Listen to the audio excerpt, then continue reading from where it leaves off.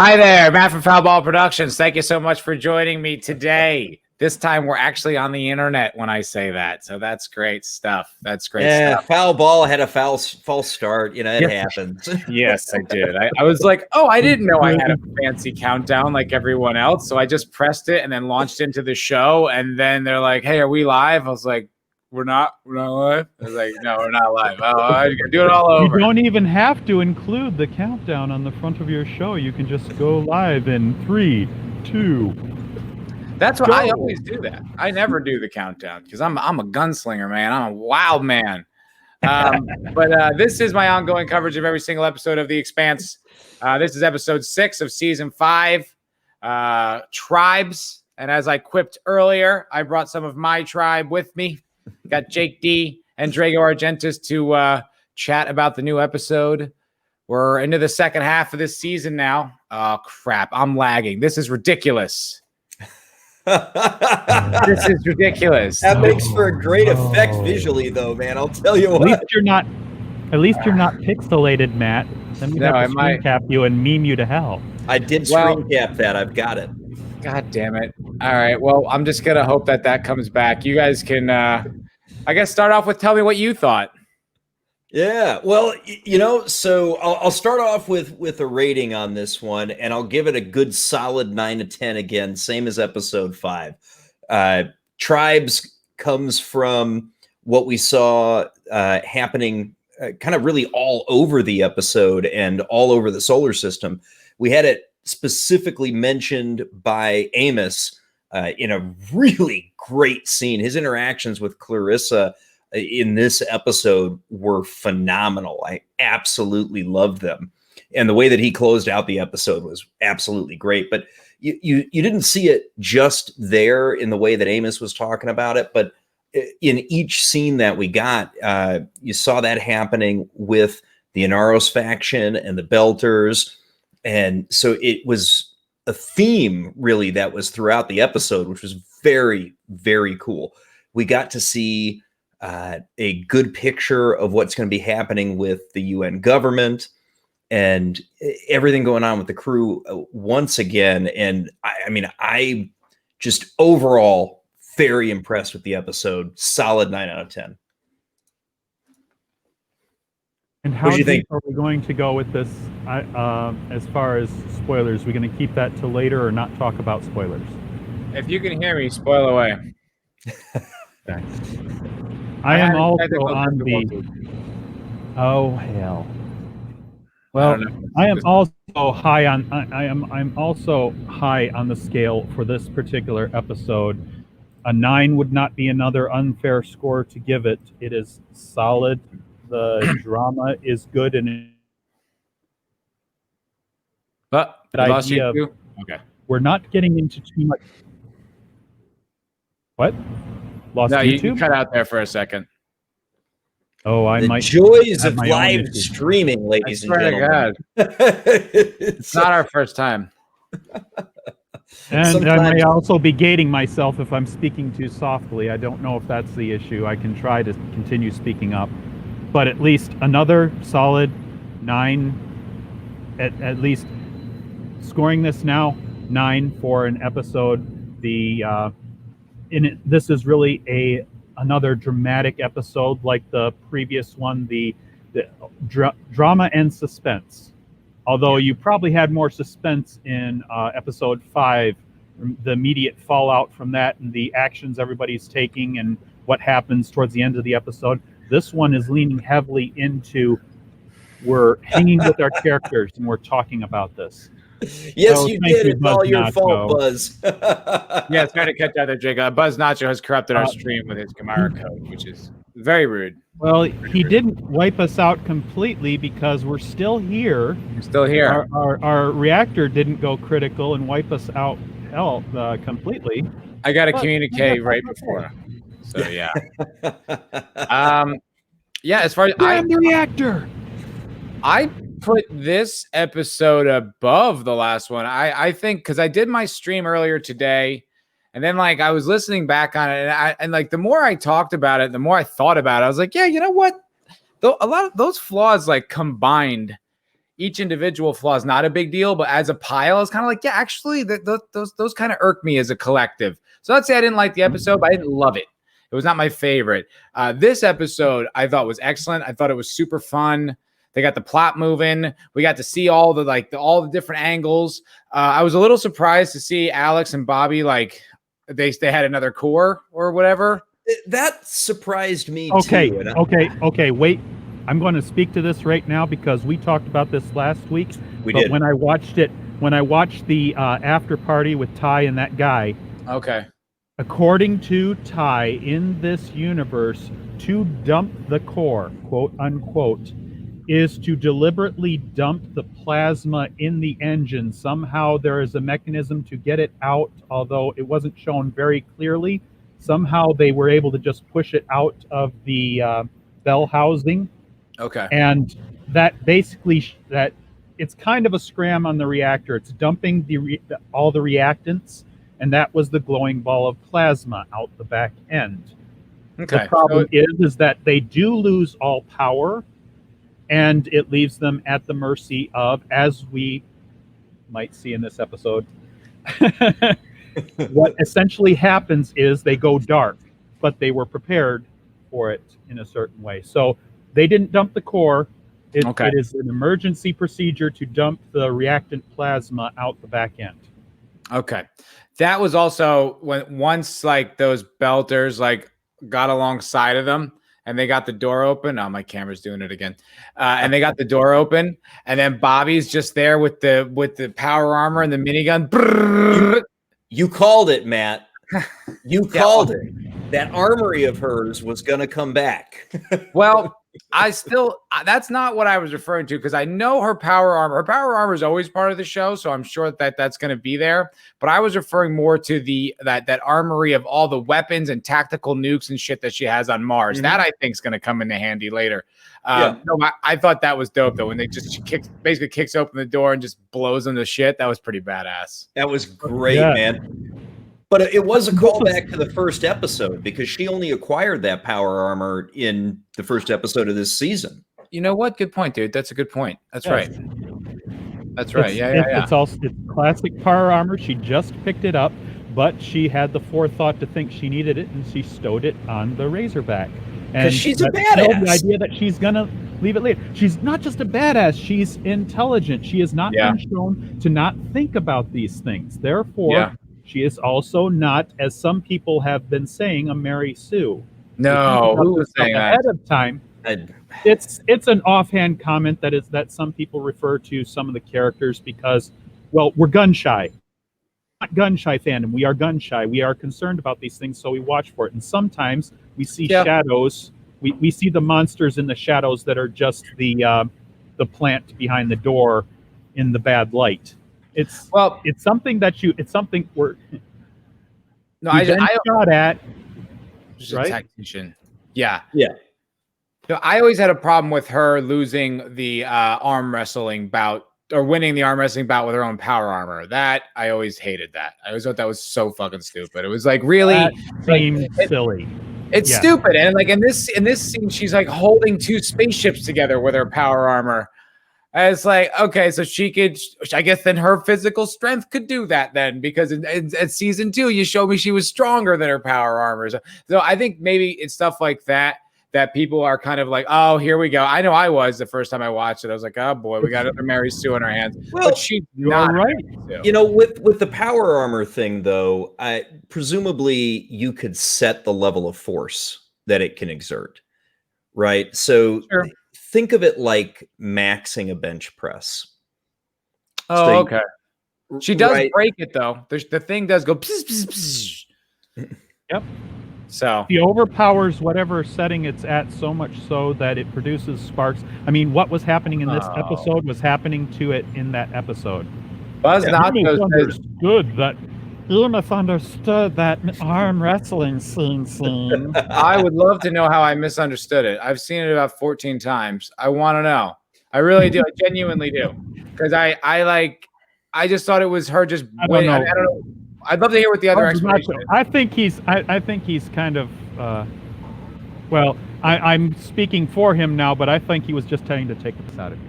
Maybe, but Buzz Nacho in my earlier stream had some pretty strong opinions, so I don't know. We'll see. I'm I curious. really think it was about he the can power speak to that setting too. that it was set to, right? And if she overpowered a certain amount of torque, that makes Please, it. Buzz Nacho, if you were serious about that, you can always join in. We need the chat to be just as a part of this as we are. This is part of our family, our core, our tribe. So what he says is she's fighting. Well, I assume it's a he. I don't know. She's fighting against the base mechanic force. It's also foreshadowing her uplifting her unpowered suit to kill the hybrid. Yeah. Lifting the suit and beating the servos that power it is two different things. Like the amount of force that suit can exert versus how much it weighs is very different. Yeah, but he's saying the base mechanic force, so essentially it's not powered. So she's fighting against, say the inert hydraulics, for example.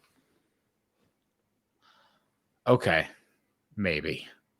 I would say, well, let's just talk about the base mechanic force. Maybe it's got a normative level. It's got a normative level that it always tries to exert to based on the command that it received, and it was being unpiloted, so it was uncommanded. Hydraulics, no, I would say definitely servos. You can overcome an electromagnetic servo drive. Overcoming hydraulics is damn near impossible for a whichever. I mean, you work leverage. Shop, you need right? leverage. Yes. I know about these things. You need leverage or significant counterforce. And I just can't imagine that a human being could generate enough to break the power armor. It would seem like a massive design flaw if one could. Because let's say you're in combat and someone decides to just like rip the thing off and it could just expose you to the elements while you're on the surface of another planet or something. Yeah, but that's when it's in an unpowered state, right? And that's what we're getting at. So if you're powered and you're fighting and you're working with it, you're going to have the enhancements of the suit engaged. So she was just arm wrestling against the inert suit, which is a totally different ball game. John, sorry, we're actually talking about season 2. I don't know how the hell we got back there. Where Bobbie was arm wrestling her power armor. But the reason we're even going down that road is because apparently there's chatter that she said that people say Bobbie's a Mary Sue, and we are getting rid of that notion. That's false notion. We're arguing against that. Exactly. That's what I'm trying to say. I mean, the woman is a badass. She's trained all of her life. Right. And, to your point, Matt, they even expand her size and power in the books compared to what we're seeing in the show to an extent. Expand. Right? Get it? Huh? So, I mean, to me, somebody who's a trained special forces operator like her, and for example, having the foresight to have the powered armor with her while they're out in the Razorback. Yeah. Just in case. I mean, that is all about being prepared, which is exactly what I would expect from a highly trained special forces operative, particularly in a militant nation like the Republic of Mars. Absolutely. And one of the earmarks of Mary Sue's is that they get their abilities without earning them. That's absolutely not her. She's a hard worker. You always see her training, and everyone likes her. That's not true either. In fact, she tends to kind of rub most people the wrong way because she's super gruff and super almost pig-headed. So those are two giant characteristics of Mary Sue that I don't see in her at all. And there's certainly nobody telling her that she's the key to everything. Absolutely not. No. She's a powerful character. Assumed by anyone or spoken about her without any proof to the contrary, without any proof to support. Right. And she doesn't beat people and then they automatically like her. No, I don't think so. I don't see any strong argument for it at all. Yeah. So I mean, she's the furthest thing from a Mary Sue in my mind. It's everything about her is believable to me. I don't think she's done anything that is out of bounds for an extreme special forces operative, which is what she is. Right. I agree. No, I mean, I appreciate that people are on the lookout for that kind of characterization because we see it all too much in genre. I don't think it applies in this situation at all. Yeah, I don't either. And I think most of that, honestly, is coming from people who are trying to. I think it's coming from your typical, say, Last Jedi fan. Okay, so what's the big complaint about Rey in Star Wars? Oh, she's a Mary Sue, right? So they're just trying to say, because people like us who felt that way don't have a problem with Bobbie. So they're just trying to, oh, she's a Mary Sue. They're just trying to throw it in our face. You know what? That's a good point, Jake. It might be coming from that type of, bitter fan, because it's like there are a lot of people who are trying to do that with the Luke Skywalker reveal in The Mandalorian. They were trying to, subvert it, like attack the notion that it was right. Yeah, that makes sense. Yeah, I think that makes sense. Yeah. Yeah, I mean, you can have what opinions you want about whether, whether Luke showing up was done well. I mean, let's face it, the CGI sucked. But the moment is not remotely outside of his known power set, particularly several years after Return of the Jedi. Oh yeah, no, I don't know if anyone's arguing that it, in canon it doesn't make sense. I don't want this to turn into like another Star Wars discussion, like every discussion ends up turning change into. The topic, by God. Let's get back to the best show on TV. I did want to address something. Power field, yeah. And we can go down all types of roads with the show, like what's going on with Drummer and what's going on with Holden and all types of stuff. And I do want to get into all that. The one thing that did stand out to me that I was a little like, yeah. You didn't get to see enough of Kara G? Didn't get to see any of Kara G. You got teased, man. I saw that. I felt for you when that side boob was on the screen. I'm like, man, Matt's going to be so disappointed. That wasn't even her. That was some other girl. That's right. That was yeah. No, what I wanted to address was the scene with Amos and Clarissa towards the end kind of made Amos a manzel. Yes and no. Yes and no. He's shirtless. He's totally naked in the snow, basically naked in the snow. And then he's about to get shot. There's nothing he can do. And she comes out of nowhere and saves him. I mean, here's what I would say to that. A guy getting saved is not necessarily a manzel. Okay, a manzel is an incompetent or incapable, who's begging for or needing to be saved. This was, again, I thought it was very well within what we've seen of these characters. I mean, for a fact that Clarissa's modded. And when she pops her little, tooth thing, she gets these brief periods where she can operate at superhuman levels. I mean, nothing about that was out of what we've already seen. That's true. I have a question, please. About manzel is essentially from damsel. Yeah. What's a damsel in your mind, Matt? Think of matter of fact, you can even bring up images or things like that.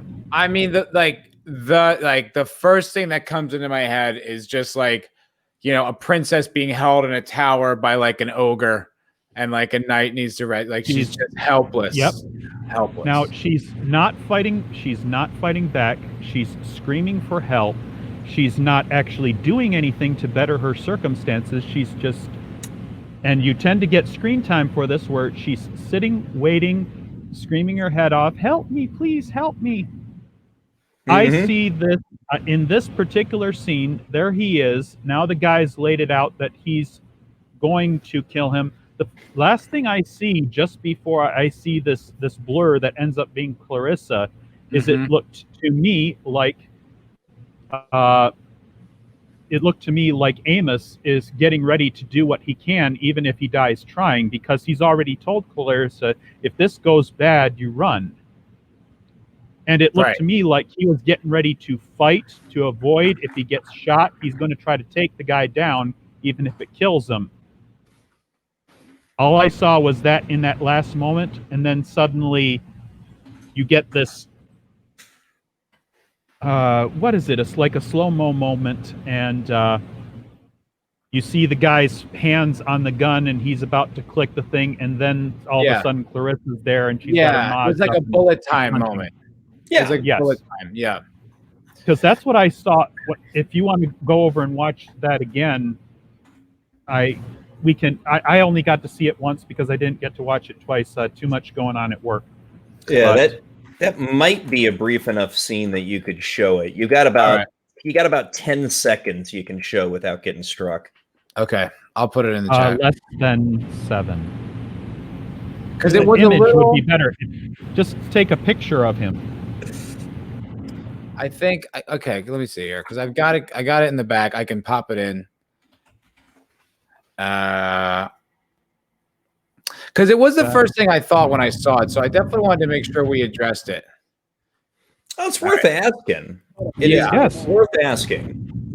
Okay, let me see here. All right. Now, one of the things I would argue is that do you believe the negotiation they have? Do you believe that Amos leaves himself open like this? Now, there he is. See, he grits his teeth. He grits his teeth, gets ready, and it looks like he's going to do something. This guy? And then bullet time. No, the Amos. Okay.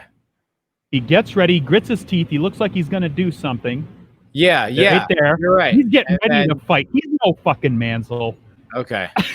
And then she just comes out of nowhere and like beats the ever loving shit out of him. Okay, Yes. you know what? You're right.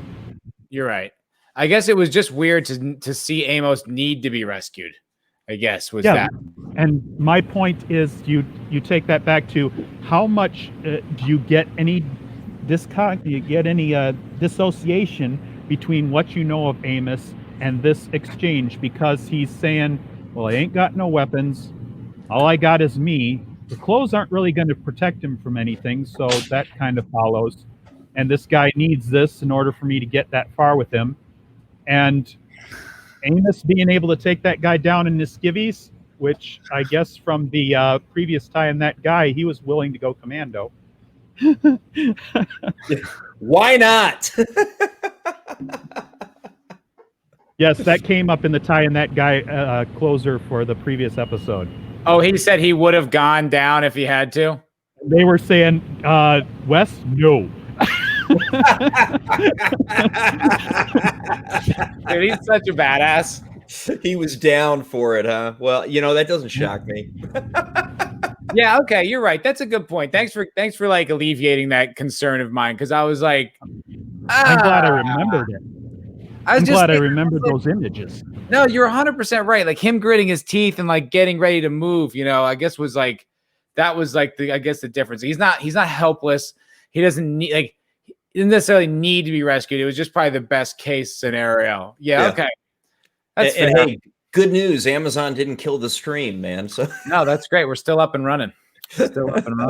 And not ghosted. Still trying to sell your shit for you. Elvis, Melba saved Amos from becoming Mary Sue invisible.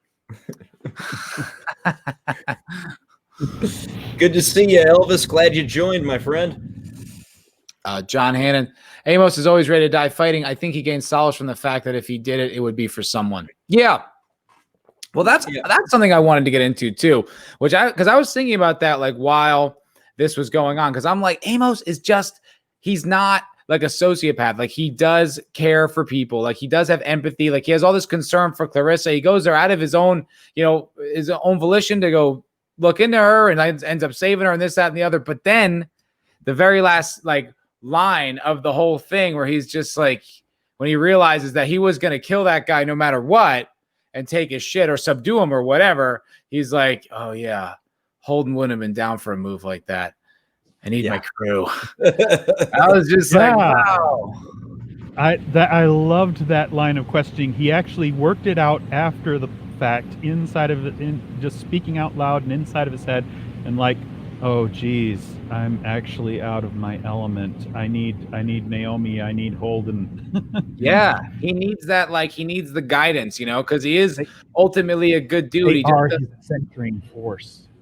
Yeah, he just doesn't always know how to get to. He always doesn't know what the right thing is. He has these kind of weird, just these synapses that don't quite get there. They get close, but they don't quite get all the way through. Yeah, and I mean, one of the things I think you can say that definitively shows he is not a psychopath is that he recognizes, even if it's maybe after the fact, that maybe he's made the morally wrong choice here, right? Yes, and he genuinely, has remorse. I mean, of course, he's willing to do what needs to be done, right? Think back to that scene where, a couple seasons ago, where he says, "Oh, but I am that guy," right? Mm-hmm. When he takes out the doc. But, absolutely. But you look at him here. He is the survival first. He is me over everybody else at all costs. Mhm. But he's more complex now. Yep. Well, he says me and the next and his tribe. I mean, Yes. like going to the name of this episode, tribe. It's like the people, There you go. the people around him. It's like that's always been his true north.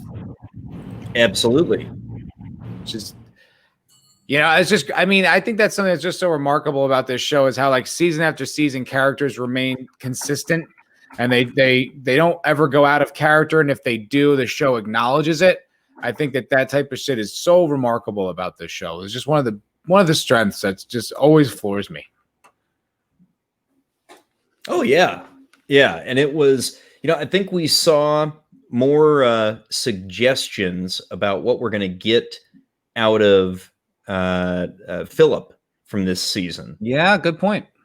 Which I liked. And it was, again, still in this tribes concept and theme that we saw across the episode, right? There are cracks in his hero worship of his dad. Are you saying Amos? Philip. Oh, Philip. Sorry. Yeah. Philip. Because yes, sin absolutely. kind of breaks him. Yeah, sin kind of breaks him out of that when he stands up to Marco. Yeah. And the very next thing is, "I've never seen you like that," and it's like, oh. And and what's her name? Drummer, like saying, getting him interested in the idea of like Naomi being like selfless, sacrificing for other people. Yeah, absolutely. And I liked the conversation that we saw with Drummer's crew.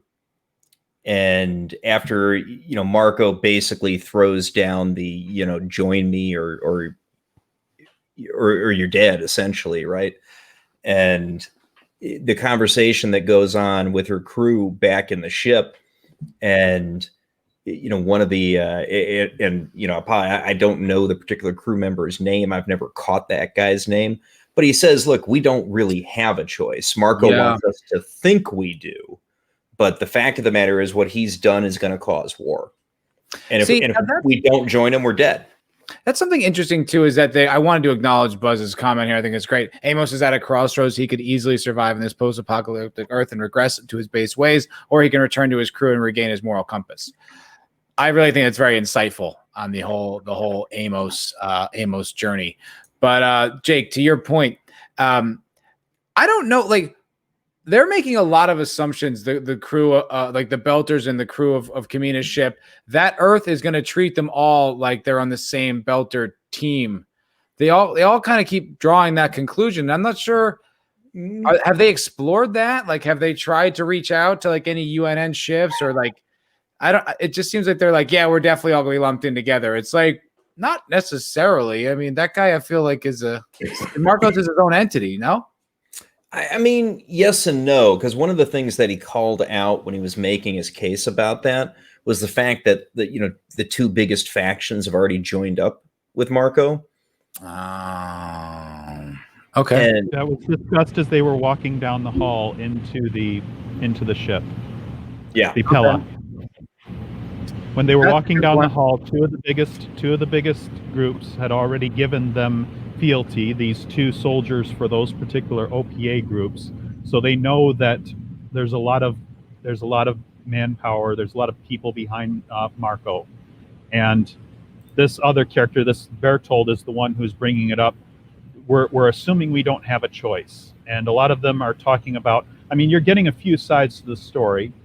It's probably you're probably talking about a lot of fear when we're talking about the people that are in the family crews on Drummer's ships.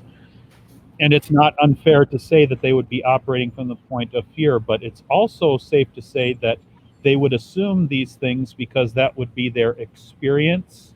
If you want to talk about characterization, their lines are what was written for them, because that is supposed to be the history of the character speaking through them, saying these lines. I don't believe it because Earth has always been against us, just like the other character who mentioned that Earth has always been this way towards us. Yeah. The girl. Yeah. And I mean, Elvis, I think, hit it on the head, right? And, Marco's counting on Belter's thinking this way. And we talked about this in streams about earlier episodes, like the end of season 4 and the early episodes in season 5. I think we even brought this up during one of our streams about that first 3 episode drop, and that we all get and understand Marco's motivations because they've got 150, 200 years worth of history that tells them that Earth is going to treat them like shit. And, Marco turning into a terrorist and a warlord, obviously the wrong way to deal with that, but we all understand why he's done it.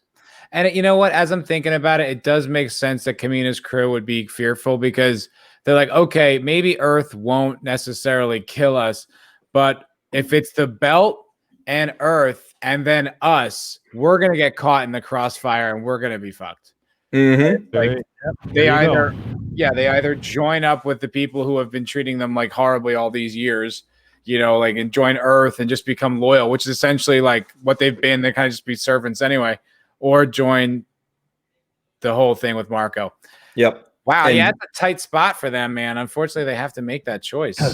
Yeah. The screws are being turned on them. That whole sequence where they're in the Pella and they're meeting out this stuff. Not to mention the close of that episode where they exchange those 2 characters, and guess who gets put onto the family ship? The one who just said that if you need me to put someone on an airlock, you call me, not one of these other people. And she specifically hates Naomi. She specifically has like shit against Naomi. Doesn't like her at all. Remember, like in the episode before this, they had like a little hostile encounter in the galley. Of course, it is good that she's off the ship now with Naomi. I was thinking that too. I was like, that probably bodes well for Naomi. Yeah, a little bit better. I thought it was interesting the way Marco has that like tactic of ruling, where like when a ship joins the fleet, they swap like a crew member so that there's kind of like this bond, like an interlocking of crew, but also like it kind of blurs the lines between the factions. Like it just does make it all like his orbit, like, and no longer like these sort of segmented factions, just one united force. Thought that was really and that's also a bit of further tension too, because as Drummer said, as they're switching over their crews, he's family, and we're all family here because they're closer than blood on that ship. They're close to each other relationship. There is a level of proximity for everyone in there, almost like, I don't even know if you'd believe more than family, because you have to believe the situation on their ship, that everybody is in it for everybody else, maybe even more than a normal Belter relationship. So how is the introduction of this new crewman? I had her name at one time. I don't know. It's I think Buzz got it right here, Carol. And Carol. That's it. She Marco's eyes and ears in Drummer's faction. I mean, that's the real purpose, right? Yeah. I mean, on the surface, it's about a united front, but she's also the virus inside their healthy body. Yes. Yeah, and I agree, John. Marco does see Drummer as a threat, right? Because he certainly knows about the relationship that she had with Ashford. He's got to have an inkling of it. And that 100%, and that Marco killed 2 people close to Drummer, and Drummer has no problem standing up to him. And I'm pretty sure he can deduce that most likely the only reason they had to really think about it was because Drummer didn't want to join. Yeah. You know? I mean, I think he's not stupid. He's a very, very clever guy. So I think, he knows. And Marco's saying that, or Buzz saying that he fears for Drummer. I think you're right. I think it's going to get a little tense, and who knows, man? I don't know. Yeah, well, she's there to kill Drummer if she steps out of line for sure. It's a hell of a development, man. It's a hell of a development. I like the way they have all these opportunities to like grab Marco, and they just can't do anything about it. They just kind of have their hands tied, It's like in season 4 where she was going to kill Marco and then didn't, and now she's like, I guess I have to join him. He's got all these Martian warships. Like, what else can we really do? Yeah, his twisted like authority is really really intimidating and really good writing, good villain description. Yeah. Now, he is the excellent. Going back to the Razorback and the ship that tried to board him when Bobbie pulled out the power armor. That was a Martian ship, wasn't it? I don't think so. That tried to board them was a Belter ship. No, yeah. It was an old Belter ship. It was okay. It was a weapon-equipped freighter. Gotcha. Okay.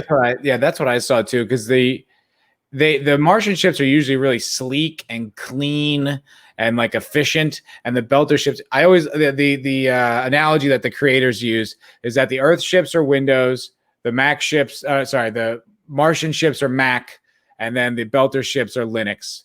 So like Linux is like cobbled together and just kind of like a little more like loose parts and just sort of these wild ships, and the Martian ships are always super sleek and clean and mean because they've got the best technology in the solar system.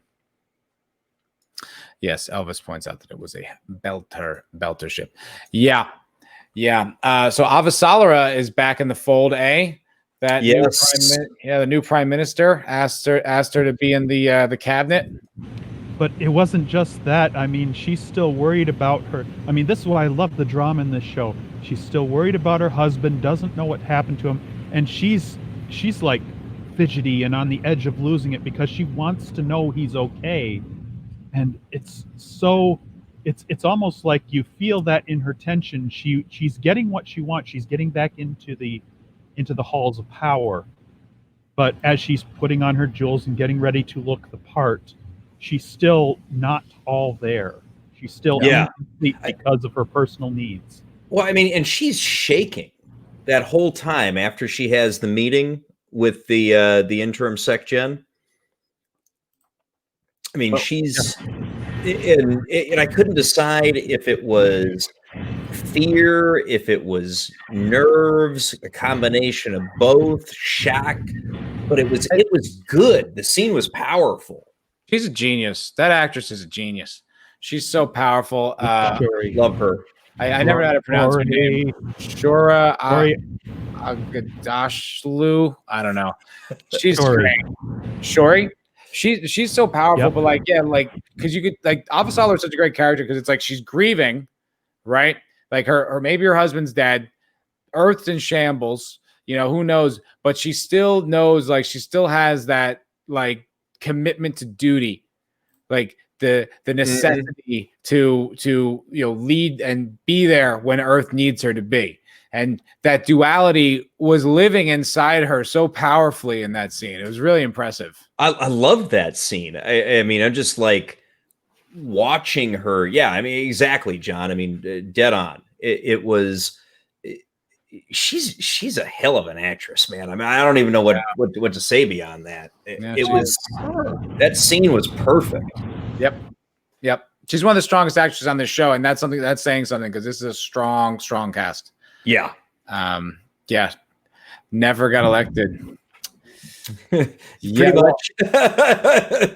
Well, she's a good advisor. She's not the great face because she gets shit done and that's not politics. You know what I mean? That's not like the public persona. She's too rough around the edges, too harsh, too direct, too necessary though.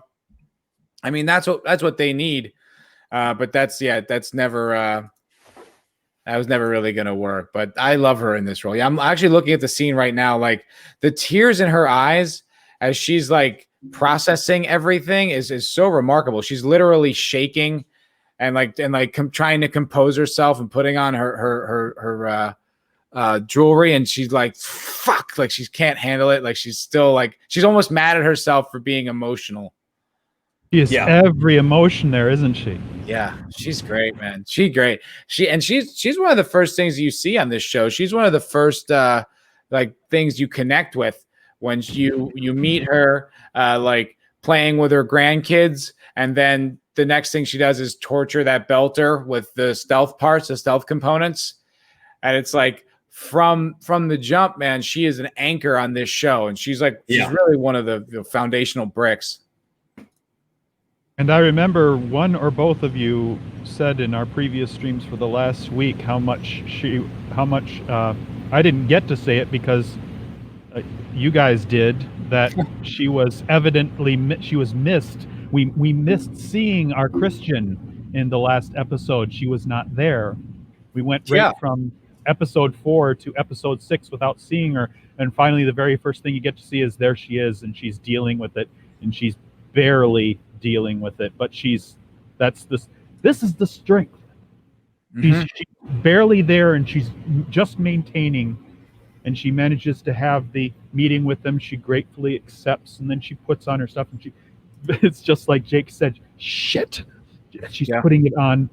It's like, I can't be this way or something. I don't even know, or this is the image I have in my head, but it's marvelous. Yeah, and that's what's amazing about a performance with that much complexity. It's like great art. It's like up for interpretation, and like no interpretation's wrong because it's so vivid, you know? Yeah. It was just so good. What's your guys over under that Clarissa and Amos are gonna hook up?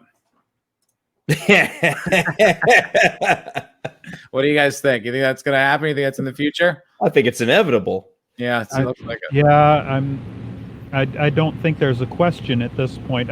The question is, will they not? Is there any way to prevent it from happening at this point? That's my take. Yeah, it's a really interesting relationship. I didn't expect was going to be here, obviously, because Clarissa's in jail, so who's to think she would be on the show? But watching them, together bonding on this little road trip.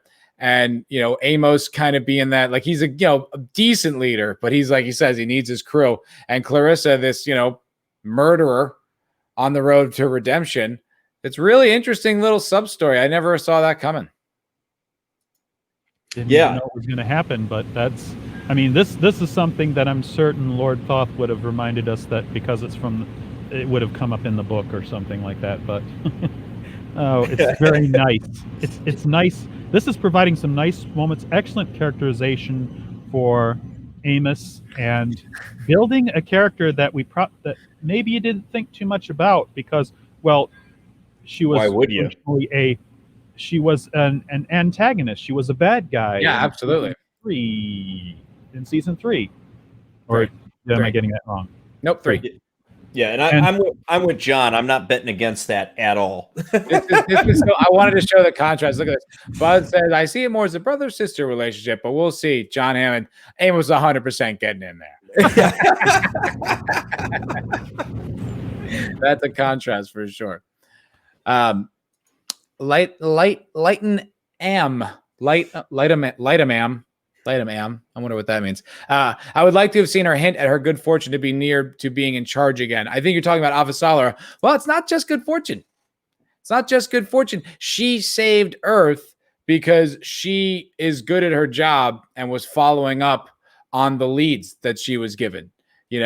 That like using every tool that she had available to her as well. Absolutely. And she tried as hard as she could to get through to Nancy Gow, and Nancy wouldn't listen. And even while she was being frozen out of it, she found the chef in the back door and gave her like the tablet so that they can communicate. So as much as it is good fortune, as it were, it's mostly her doing. I mean, if it wasn't for her, it just wouldn't be.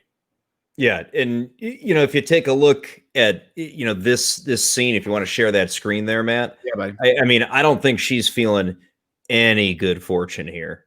I mean, just look at that. That's a good point, dude. Yeah.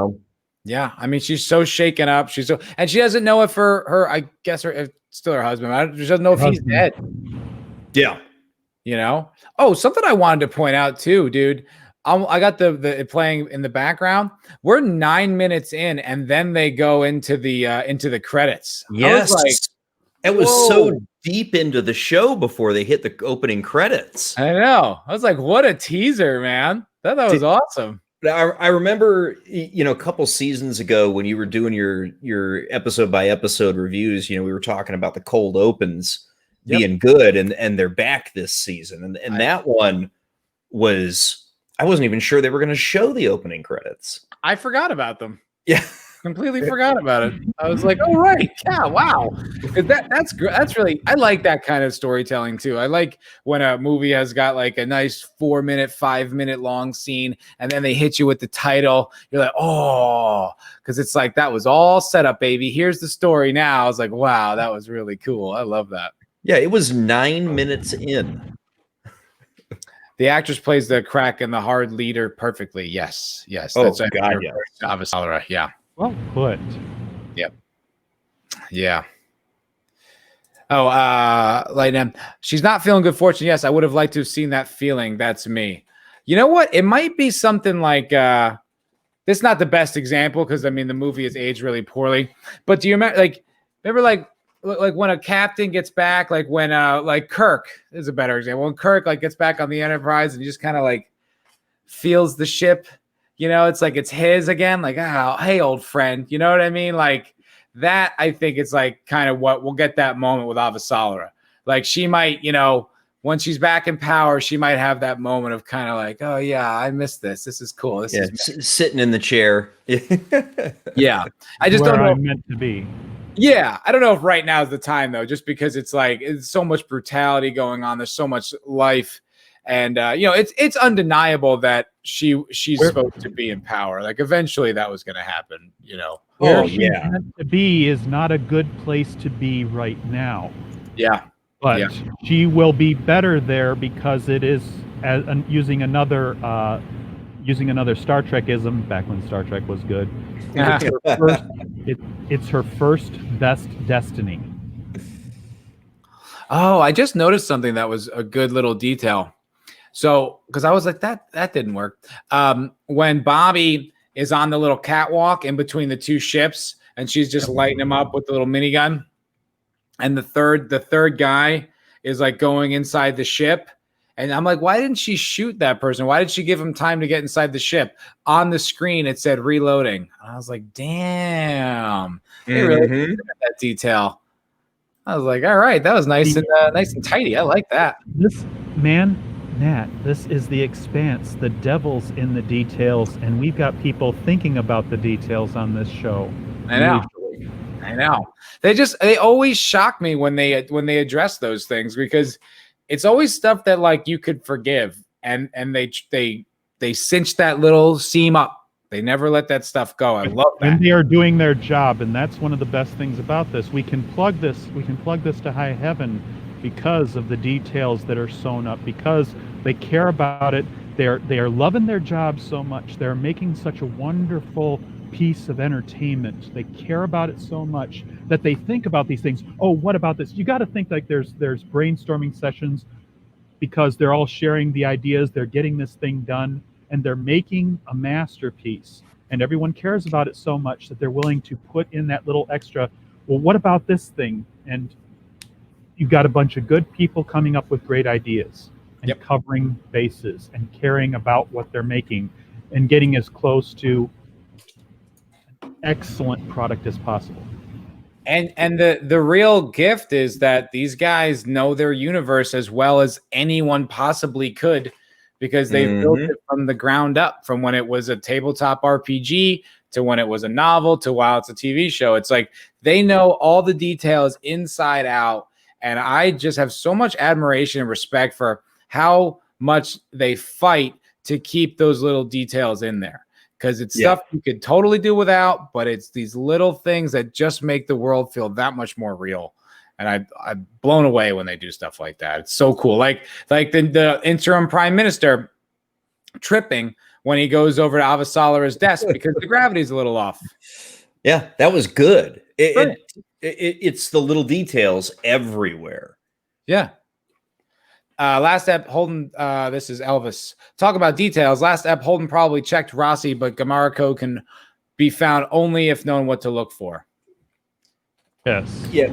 It's a question that we had last episode where we were worried about why didn't Holden check out this ship? He knew that begins with an S. The engineer was all over it, getting it ready for him. Sakai. Sakai. Yep. That she had been all over it. Had he checked it out? Well, that's part of this thing. It was meant to be hidden in system, or at least that's what we can theorize from this. Because wait a second, what is this Gamara code that? And now her name is going to leave my head. Naomi. Yep, that's it. Naomi knew about it. Naomi questioned them about it, and it was like she knows, and we know her skill as an engineer, at least the way she's characterized. This would be information that she'd know, and few people would be able to find if they knew about it because they were serving on the Behemoth together. And then she questioned Sin about, and like, did they put the Gamara code in the Rocinante? And it's like everything about that is like. Ooh. I talked about it earlier today, though. I just think and Buzz Nacho had a great fix. It was just something like, we ran the double diagnostics. You're cool on the ship, everything. We fit, something like that. Like, it just seemed weird. It just seemed like something that like just the show didn't deal with it. The show led me to believe Holden didn't think about it. Exactly. And that's the issue. So it's just, it's a little thing. Like I was saying earlier today, there's so many excellent things about this show that when they make little things happen like that, I can forgive it. I'm still going to point it out, but I can forgive it. Yeah, I mean, I can forgive it as well.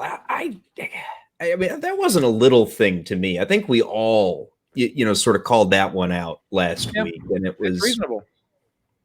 Yes, it was one of our biggest. It was one of the big issues is that Holden is also not an idiot. We've got a bunch of people who behave smartly on this episode, and the first thing we're going to call out is when certain moments are missed.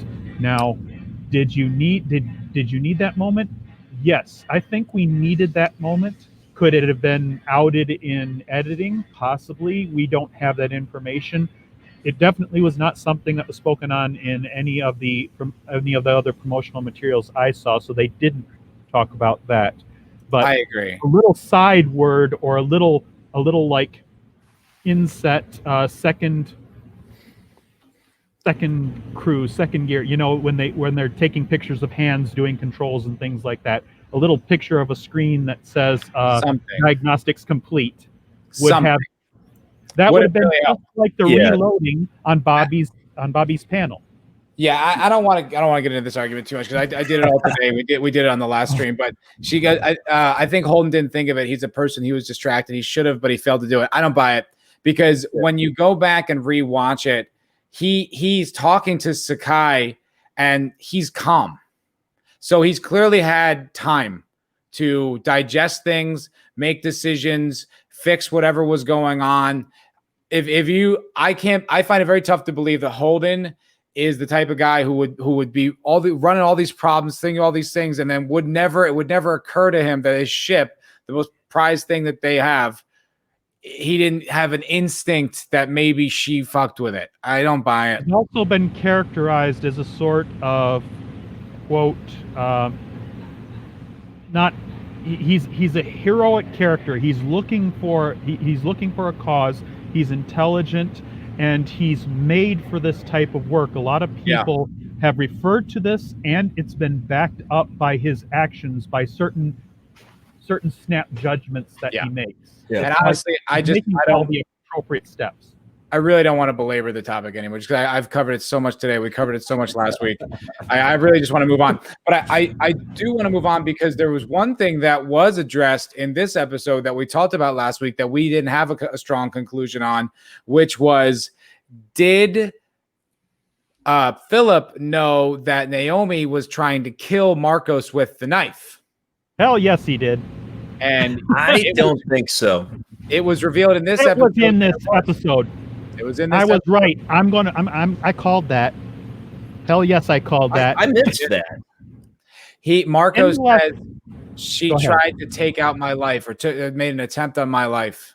He said that. So someone when Philip did not take the knife from her, he ushered her out of the room and said, "I just saved your life." And I'm going like, he actually knew about it. And it was this episode that he referred to it, that now the words are gone for me, but it was like that. And I was going an like, attempt in my life or something. did know. Yeah. They did know, and that's the case. He knew that, and that information was shared. And the show definitively made that statement, because not like Naomi made more than one attempt at Marco's life. That was the only one. And he says that she needs to, that's why he says he wants to space her, because he says she made an attempt on my life, so on and so forth. Yeah. Buzz makes a good point here, though. This is an interesting point. And he's right. The knife got exposed. Jake, let me just read it in case someone's not watching, like not visually watching, No, Buzz Nacho says, no, guys, they only now know she was going to kill Marco because as she struck Sin with the wrench, the knife flew out. They can then deduce that Naomi was on the bridge to kill Marco. And that's fair, because I really did not get the impression that when Philip pulled her out of there, that he knew that she was about to kill Marco. I'm with Buzz on that one. It's a tough one because we were talking about it, because I think it might have been a mistake in the filmmaking then because of the previous episode, because it looks too obvious that how could he not have seen her going for this? She had her arm pulled back, like she was winding up for a home run. So it seems like, and look, what I think happened was they were focusing on the camera, on the knife for dramatic effect. And then they moved the story by him just grabbing her and moving her off the bridge.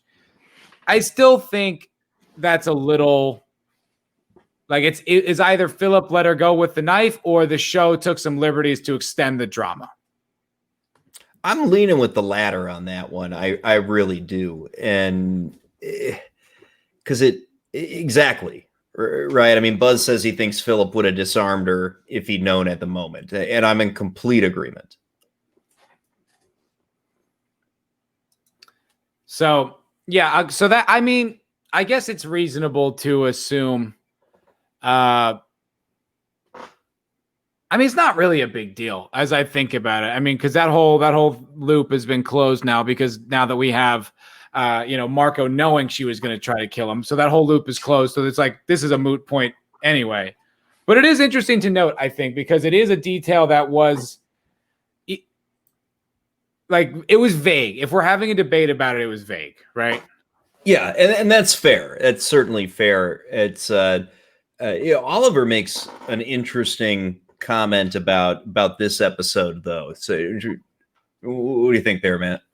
The biggest problem I have in this episode is that Philip did not know about Naomi's history being one of the most famous people in the galaxy. Where was the source of information? What do you mean? I think the source of information was his father and whatever any of the other characters would tell him. And right now, Sin has apparently been deficient in his bringing up of Philip.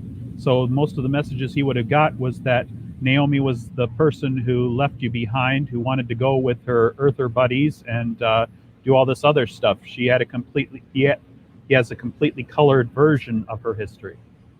Yeah, and that's definitely, I think, the answer. And because he doesn't know because Marco didn't want him to know. Buzz Nacho says, I think this says more about Marcos's manipulation over Philip. Yeah. Yeah, maybe, but he'd have to control his media, right? If she was a public figure, which she was, the whole crew of the Roci is public figures, right? Mhm. That's a pretty strong control of his world.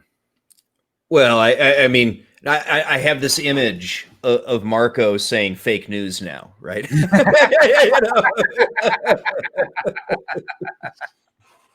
I've had this like Hilarious. popped into my head. You know? So Listen to me. She never did anything like that. She's selfish. That's fake news. That's fake news. I mean, that totally popped into my head, man. And remember, news that is reported is not always 100% complete in its details, and she was just a belter on the crew, while a lot of the news might have been oriented a specific way, especially with Holden in charge. Answer is that if Naomi is not a public figure, Philip would be 1000% daddy's boy. We did see cracks in that starting particularly in this episode. We do see that. We see him being characterized more as he doesn't necessarily believe everything he's been spoon-fed or everything he's been exposed to, and maybe he has seen enough material that now as a young man questioning, he's asking questions, he's being impertinent in order to get the information that he wants. Yep. It's interesting because it's funny. Like, I think Oliver bringing up that point, it is an interesting point overall, but it didn't stand out to me at all. I didn't notice it. And it's like, I guess Marco could process the information for him. He could be like, yeah, they say that, but what they're not saying is da da da da da da da. Like you said, it could be manipulation. It could just be like this kind of dome. People do that all the time. I mean, we as a people don't believe the news we see. Everyone's got a different opinion on the same fact, on the same story. Like, what are they lying about? What are they hiding? So that seems, I guess it seems reasonable that he could have controlled what information Philip received. And if he's like, Philip's supposed to be like in his teens, it's not that hard to manipulate like the information a teenager gets or his worldview and like form him. It's not, I buy it. The kid's what, 15 to 17 years old, somewhere in that range? Gotta be, right? Can't be much older than that. Yeah, I mean, you may not be able to completely control what media he's consuming, but you may be able to control his perception of what he's seeing. Absolutely. And if he looks up to Marco like a god, like it seems that he does, then I buy it. Personally, I buy it. But I can respect you not having you not buying it. But for me, I don't know. It worked. It worked. I think Buzz is right. I think Philip seeing that the infamous drummer was speaking praise of Naomi really spiked his curiosity. Oh yeah, you bet he.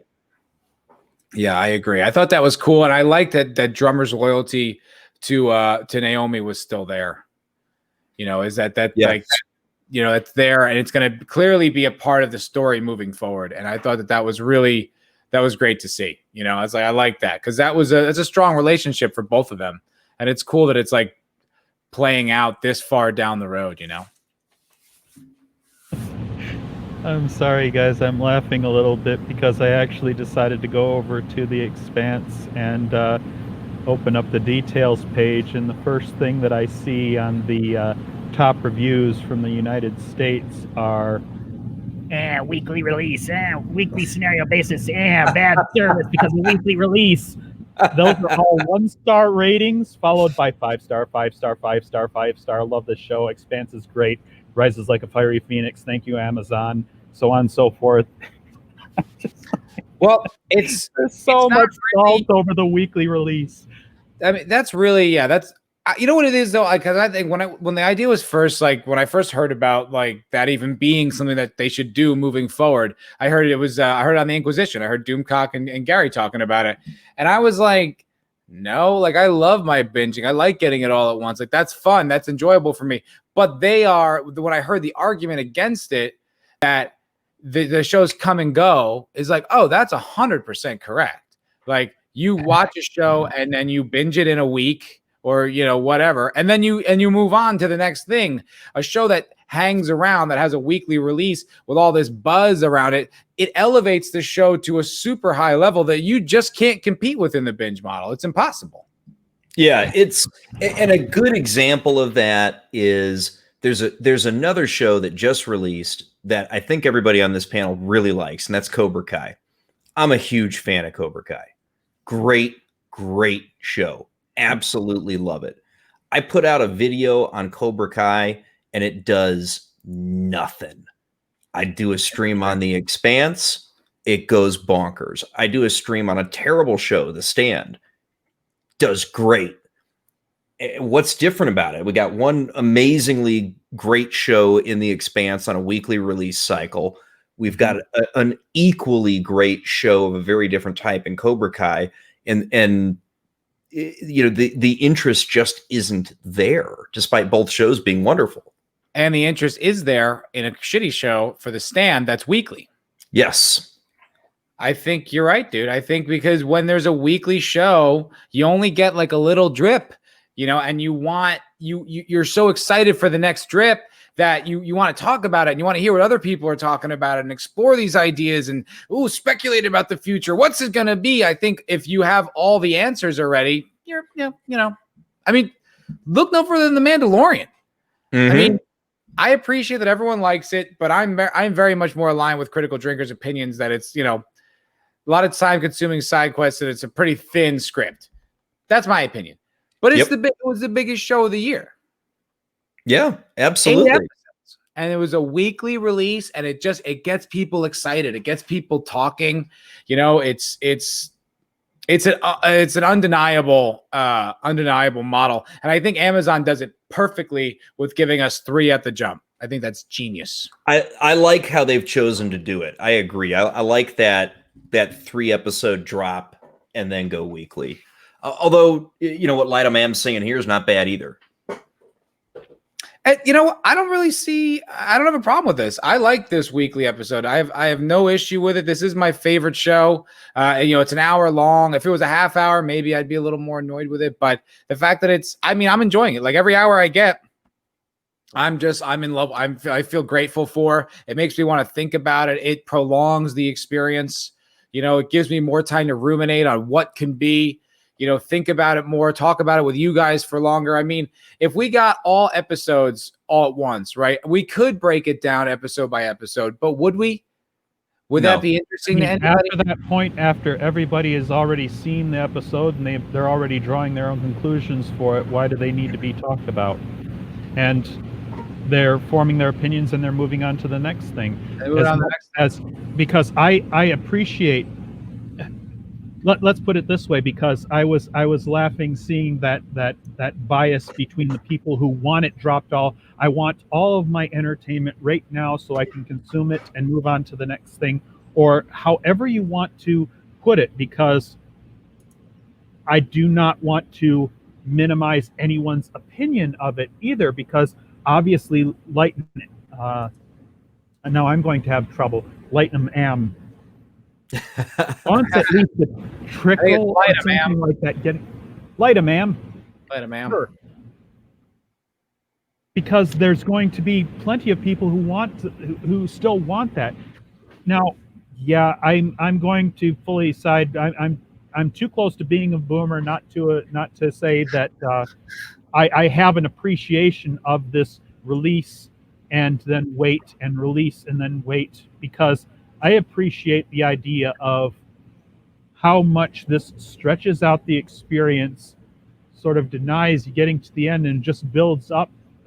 And I'm talking from both sides of this. I've seen this happen in good shows, and I've seen this happen in completely crap shows. And there's nothing worse than getting to the end of a series that is so completely screwed up by the time that you reach the end, that you're going, why did I spend all of that time going through each of the episodes every week, this week after this week, and they screwed up the end?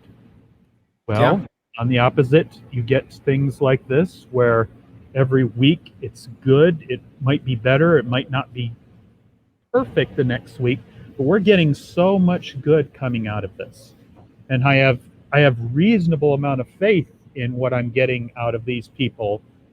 I was just going back over some of the episodes of the Next Generation Star Trek, going over some of the details of it here, and I see Naren Shankar's name showing up, and I'm going like, Oh, look, there he is. There's Yeah, Mr. Executive Producer who's making some good decisions. I that have makes a fair amount sense. of faith. I have a fair amount of faith in this, and as much as I would want to know exactly how this is going to end right now, I do not feel like they are baiting and switching me. I do No, not feel that way with this I don't show. either. I do not feel like I need to see it now as much as, okay, I got some good. Oh, I'd like to know the next step, but I'll find out in another week. Yeah, and it occupies more time in my brain too. Like if it's on, like weekly, so if it's spread out over 10 weeks or 7 weeks or whatever, like it's in my brain more, so it goes deeper, and my appreciation for it, if I like it, is deeper. Because like even season 4, which I've watched twice, I had to struggle to remember it. I was like, wait, what were those details? Like, because it was boof, boof. Like I got it so fast that it's not the kind of thing where I'm not really sitting there absorbing it. I'm not really ruminating it, talking about it with you guys and having this like prolonged experience. And the thing is, look, man, making television is really expensive, time consuming, and difficult to do.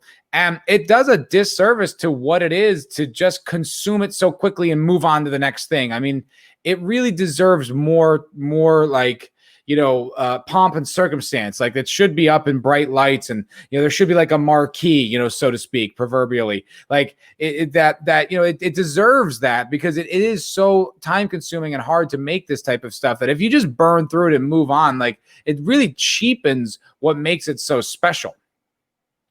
Oh, absolutely, man. I mean, I love this, and I'm going to go back and watch and rewatch, because season 5 to me is the best season of this show so far. I would not speak against that. I don't have an argument against it for sure. I guess it is.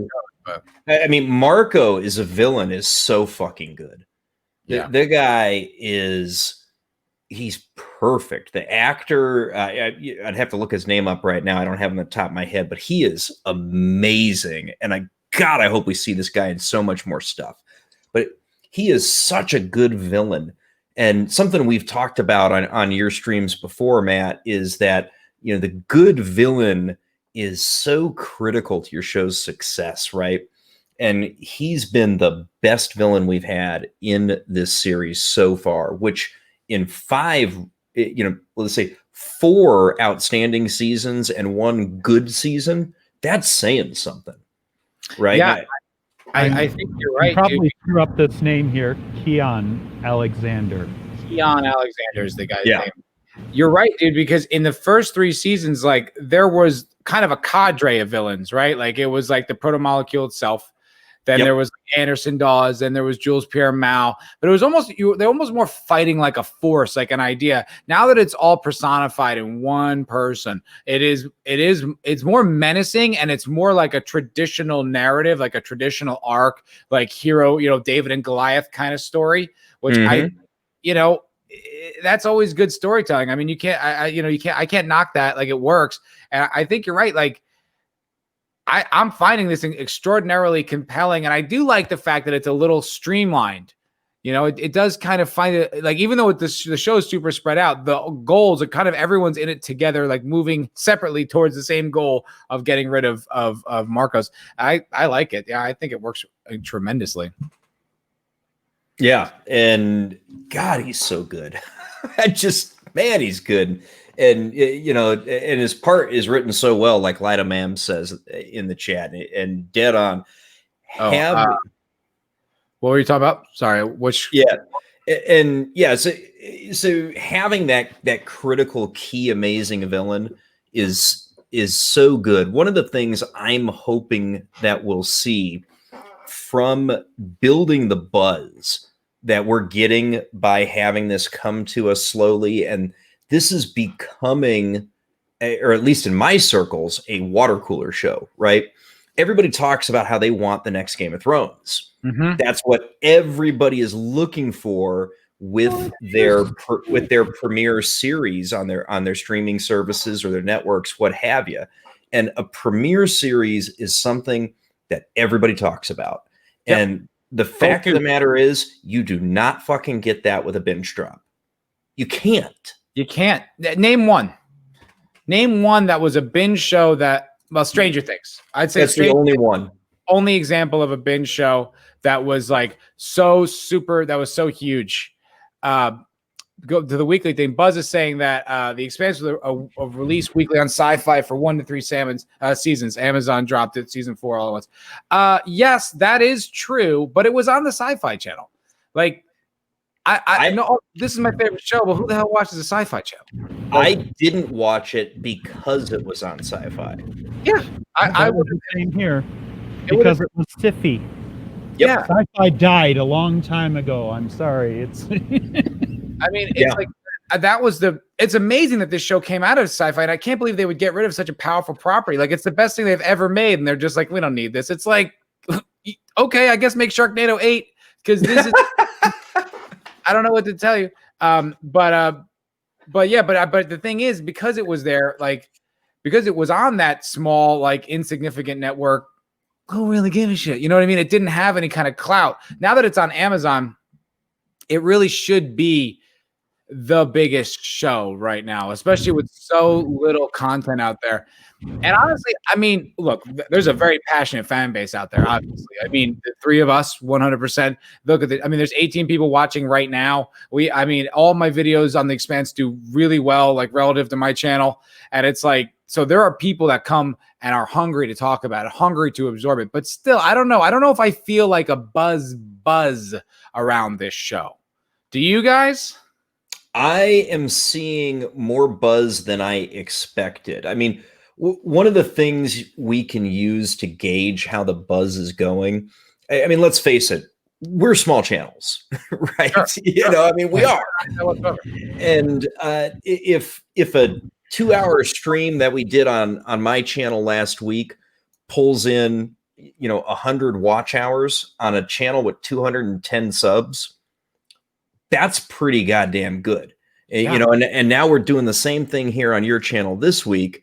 And, this is going to do, I expect this is going to perform very well for you. And we're small. I mean, we are tiny YouTube channels.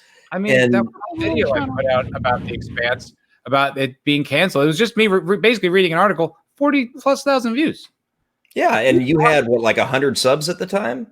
Like 63. I mean, that's insane. And that suggests to me that there is indeed interest, there is buzz building, and passion is absolutely there. So if the release cadence that they've built for this works the same way it did for the Expanse as it did for the boys, the season 6 final season, that's not necessarily final. God, I hope not. I hope not. I hope not. Mean, I think it's like this universe is ripe for spin-off content because of how vivid it is. Oh yeah.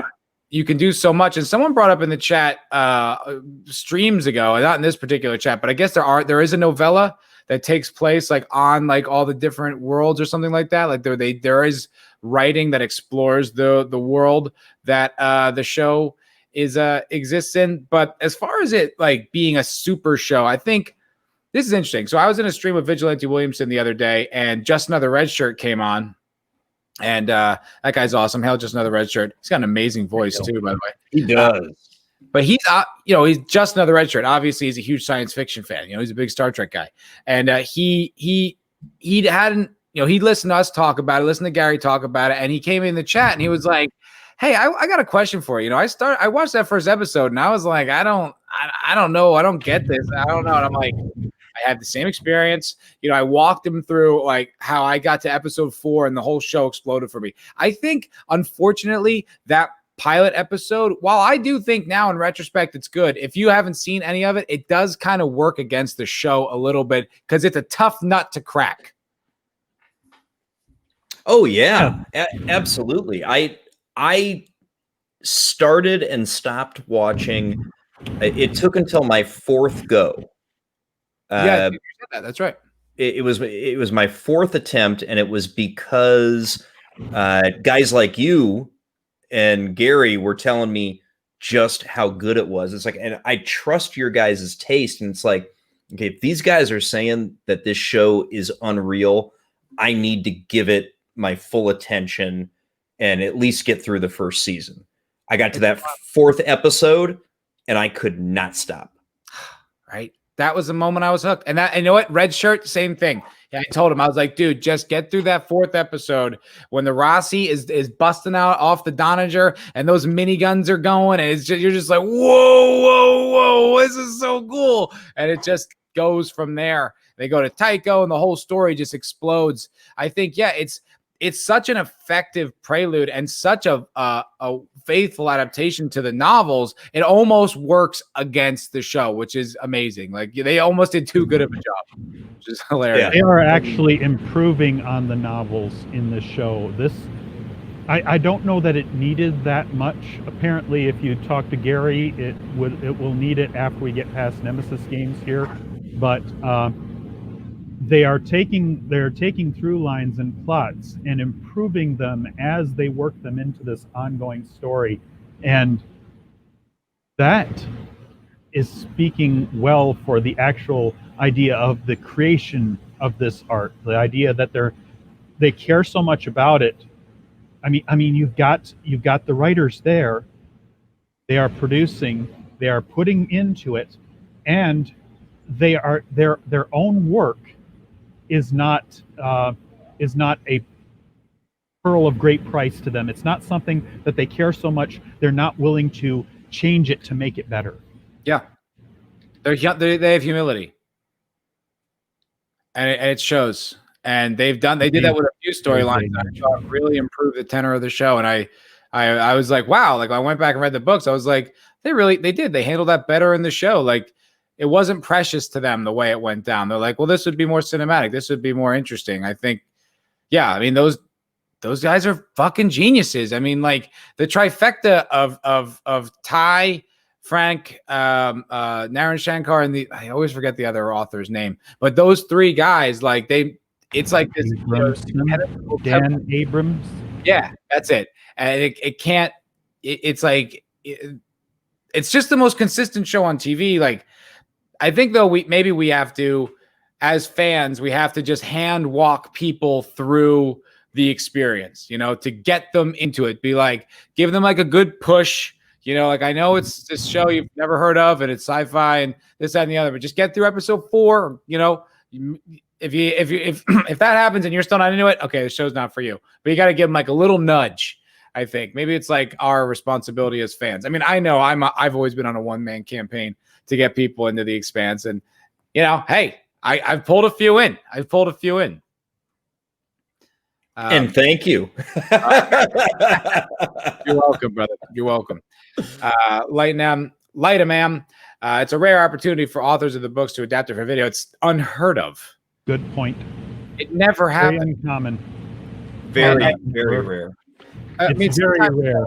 They'll pen the screenplay, but they'll take the screenplay from the guy and they'll change it, and the producers will get involved. It's never like the fact that they are in the writer's room and they write the scripts is unheard of. It's completely unprecedented, and you can see why it's so valuable because it preserves the quality, it preserves the vision, it allows for flexibility where it's needed, which is, I think, because sometimes they'll break stories because it needs to fit into a film or a TV show, and you're like, oh, what'd you do? Oh no, and it's like they just had to fit a cinematic arc. You're like, oh, you ruined it, like in The Hitchhiker's Guide to the Galaxy, where Arthur Dent saves the fucking day. God, I couldn't believe I watched that.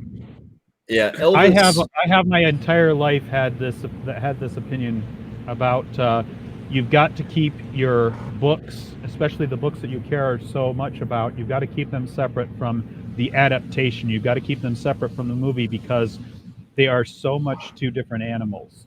That if you actually want everything that you loved about your book to be in the show, it's not going to be there.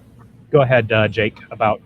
Yeah, I'll just say real quick, and sorry I missed your question there earlier, Eric. Hope you're still here to hear the answer, but they absolutely are ripe for spinoffs, and they could bring things. They could bring a lot of stuff in if they really went after it. Hope you were still here to hear that. So But yeah, no, I could definitely see spinoffs happening here, man. Love you, Eric K. Good to see you, buddy. Dude, you are the master wrench, Eric K. Yes, he is. Here's an interesting thing. Brosnajo says, I like to give people progressing milestones. Pilot, season 1, ep 4, end of season 1, season 2, ep 5, end of season 2. And if they make it to season 3, they're never quitting. That's hilarious. See, we all kind of understand that there is like a path to this, and it does need to be walked with a little. You do need to be focused on your path. You can't just casually like enter into this journey. You do need to be prepared. But once you do, I mean, I only know of one person who completed season 1 and didn't finish it. And that's my buddy Jared. But he's a filmmaker. He's got such good taste. It's so weird. But he doesn't like noir. Doesn't like detective noir. So it just didn't appeal. Miller, he didn't like Miller in his craw. He doesn't like that kind of story. It's not Miller. It's just he doesn't like that. Well, I mean, I guess it is what it is, right? And it is what it is. Elvis makes a good comment here, and it's so true. I haven't read the books, but I can hear book readers not complaining about the TV version. That's yes. They love it. That one right there, Matt, that's an impressive feat, because almost every time you want to say never, you get to have the author interact with the production of the adaptation, you also almost never hear fans of the book speaking kindly about the adaptation. They almost always speak with detriment, like, I'm missing this part. Where is this part that I had in my book? This was one of the things that I always loved about it. Why didn't they put that in the show? Dude, you should see the comment section on my videos of The Stand. You're describing it. Yeah, I mean, we can talk further about that, but that's not here. But not here.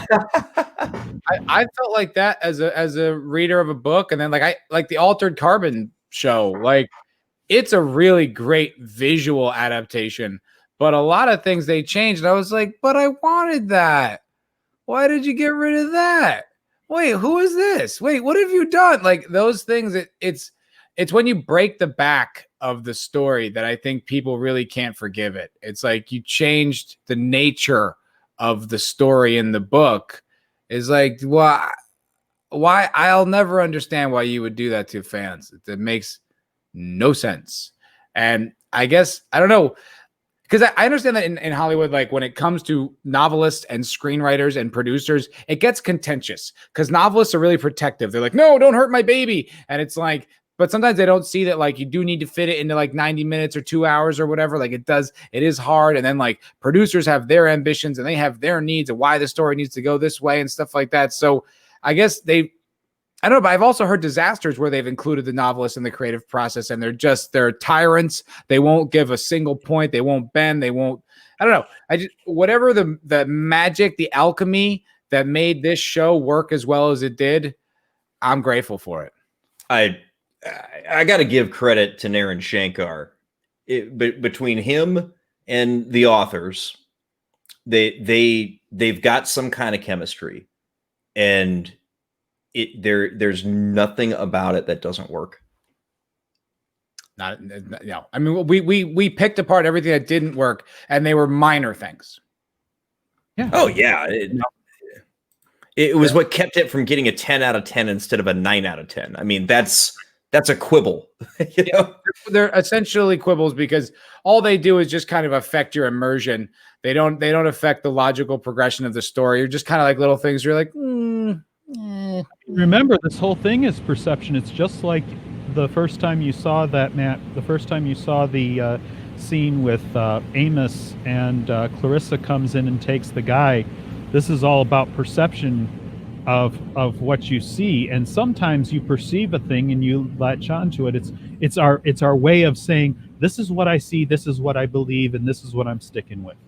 But there is so much well done in this, or at least I believe in this well done, because one of the things I will always have an issue with is when people like our friends in production, Mahler and his crew, come in and they hate The Expanse for the various reasons that the importance of them, of everything being, of the writing being as tight as possible. No issues with it that make you think that something's wrong. But that's what I don't understand, why the EFAP guys don't like it, because this is a perfect example of the writing being airtight.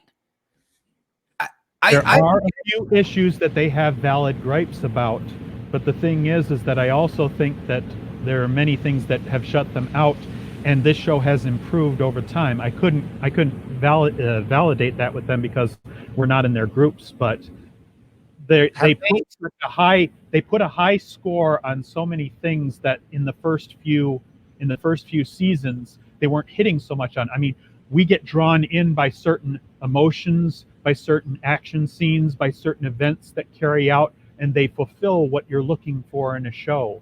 That it isn't what they're looking for as much as they're looking for consistency and logic and writing that is spot on.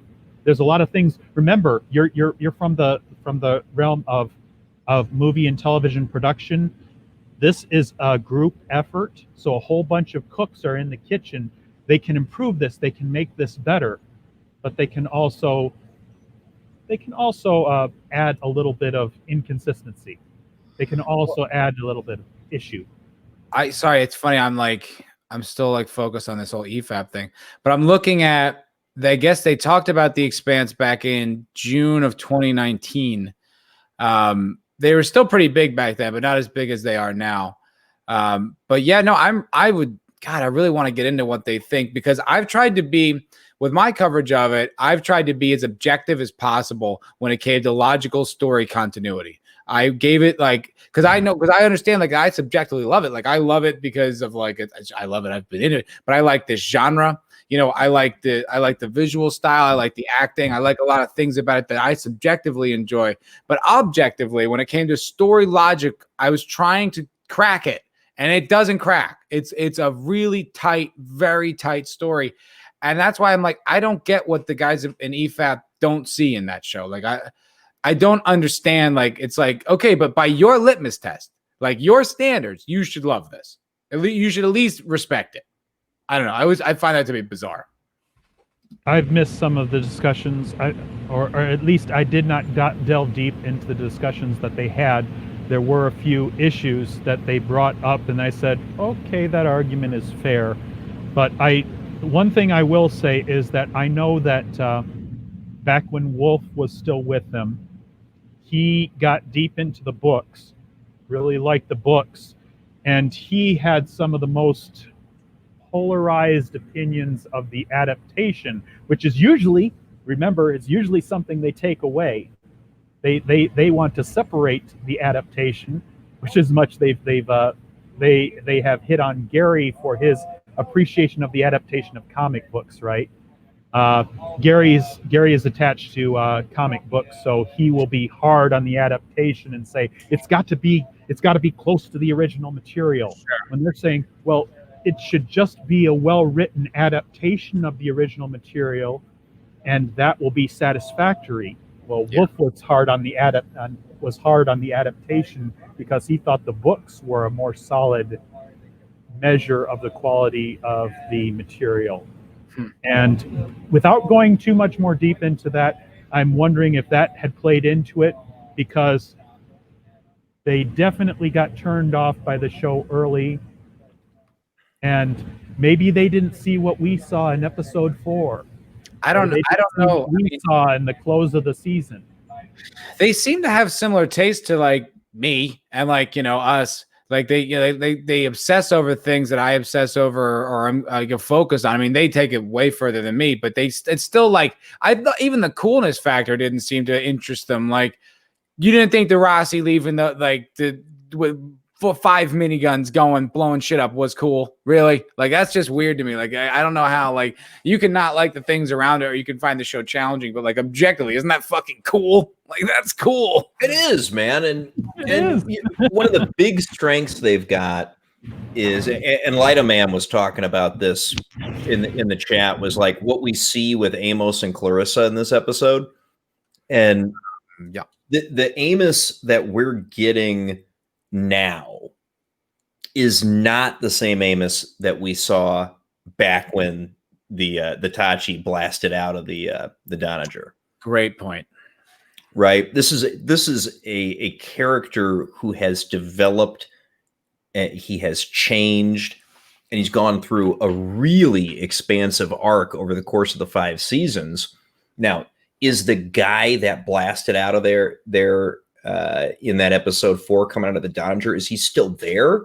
Yeah, and we saw that today, right? Yeah. But we also saw how much he's changed with his whole, Holden would never have approved of that thing. Yeah. So, if what we're looking for is in-depth character development, believable character arcs, a universe with rules that are consistent, and something that you don't have to suspend too much disbelief to be a part of. I mean, I don't see how you're missing any of that with this show, because that's all here. And you've got characters that we care about. You've got villains that you love because they're so fucking villainous, which is what they should be. It's like, and it's like what you're saying, like you're speaking to, it's like the characters evolve while remaining themselves, which is incredible. Like, that's like real human development. Like, that's remarkable to depict. And I forgot who was saying about who said it in the chat earlier, but it was something that like someone said how much Amos could like devolve, but you're like, the growth that he's had gives him that indicator that, oh yeah, I got to get back to like where I'm not going to go back to the animal that I've been. And that's fascinating. Like, this whole thing about him and Clarissa planning that murder, it's like, I don't even think he knew he was going to murder him. He just saw, we need the stuff. He's in the way of the stuff. And that was it. And it's like, damn, dude, like, that's some heavy stuff right there. That's some heavy stuff right there. And like, the most remarkable part is him just like looking off into space, just being like, yeah, I need my crew. Like, that was a great moment. Like, whoa. Oh, yeah. Amos is unnoticeably getting his people skills, but compared to the season 1, he's developed greatly. Yeah, exactly. Yeah, and making the characters real people is critical. Makes the show really appealing. Yeah, like, it has to have some kind of touchstones into logic and people behaving as if they would, making like logical decisions. I mean, there's nothing more frustrating than watching a show. Like, I watched this show or this movie that a buddy recommended for me.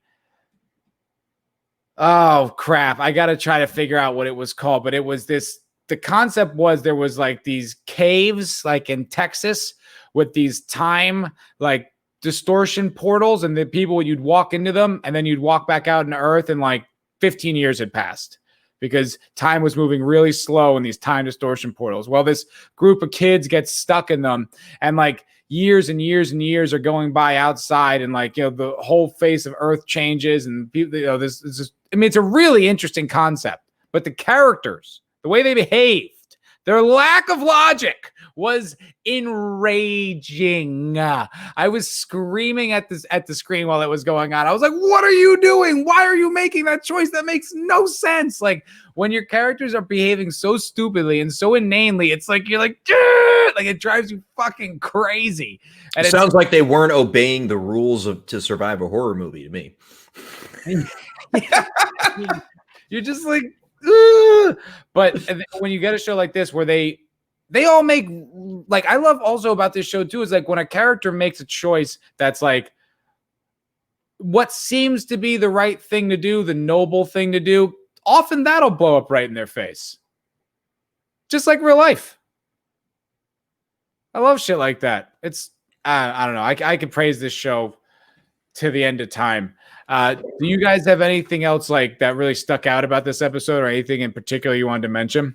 Well, we did finally get to see the Roci fly out of Tycho Station. Great fucking. And yeah, and we hadn't brought that up yet. We did finally get the Roci heading into space. Yes, we did.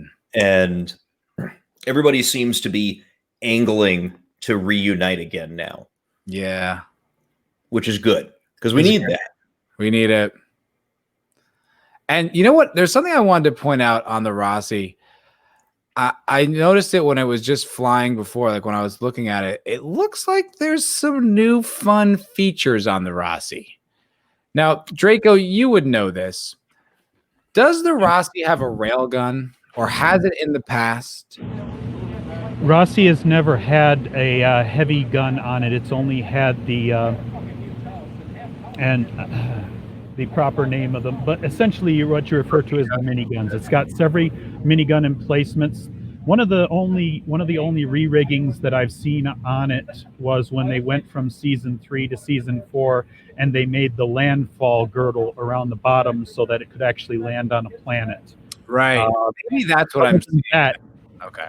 Yeah, you see a little ring just close to the back. You see a ring. It's got like 4 legs or something on it. That's its landfall rig. Landfall. I like that landfall girdle. Yeah. Okay. Maybe that's what I was looking at, because I thought. Elvis says it had a light railgun in season 4. That one's already been there. I thought I saw that when it was in this one sequence. Like, all right, I'll share this still frame with all y'all lovely people. This is okay. Buzz Nacho, who is very knowledgeable. The Roci got a railgun attached at the beginning of season 4. Use it to blow up a moon as a makeshift thruster when the reactor was out of Illis. Right. I remember that scene now. Thank you for bringing that up, Buzz. Thank you for bringing that up, Elvis. Buzz Nacho doesn't miss a beat, dude. Doesn't miss a beat, man. This guy is sharp when it comes. Yeah, apparently I was somewhat asleep binging. I forgot all about that. I was asleep binging the previous season. I forgot all about it too. But here's what. So is this the landing girdle then? Like you see on the back of the ship, there's like these little. Is that what that is? You follow that all the way around the ship. Yeah. Yes. That's a landing girdle. Okay. Yes. All right. Or whatever you might want to call it. I refer to it as the girdle because it fits around the back half of the ship.